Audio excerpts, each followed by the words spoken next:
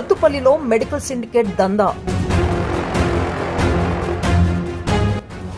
వెనుకతెరపై నడుస్తున్న అదృశ్య వ్యవస్థ. మెడికల్ వ్యాపారం కాదు, అనధికార అనుమతులు, సరఫరా నియంత్రణలో నడిచే వ్యవస్థాత్మక మాఫియా.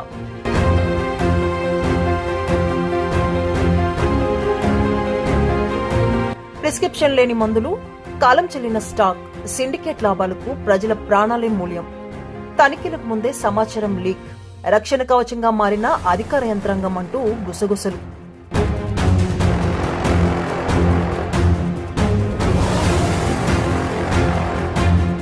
సత్తుపల్లిలో మెడికల్ సిండికేట్ ఆరోపణలు. మెడికల్ షాపుల పేరుతో అనధికార సిండికేట్ దందా నడుస్తుందన్న ఆరోపణలు తీవ్ర చర్చకు దారితీస్తున్నాయి. మెడికల్ షాపులు స్వతంత్రంగా కాకుండా ఒక కేంద్ర నియంత్రణలో పనిచేస్తున్న విమర్శలు వినిపిస్తున్నాయి. కొత్త షాపుల ఏర్పాటుకు అనధికార అనుమతులు, మందుల సరఫరాలో పరిమితులు విధిస్తున్నారన్న ఆరోపణలు ఉన్నాయి.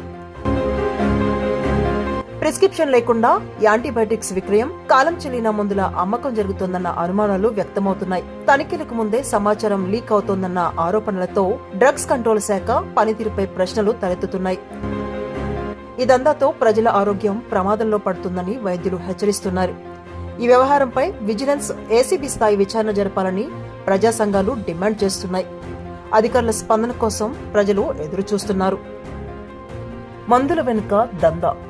సత్తుపల్లిలో మెడికల్ సిండికేట్ బీభత్సం. మెడికల్ వ్యాపారం పేరుతో వ్యవస్థబద్ధ దందా ఆరోపణలు.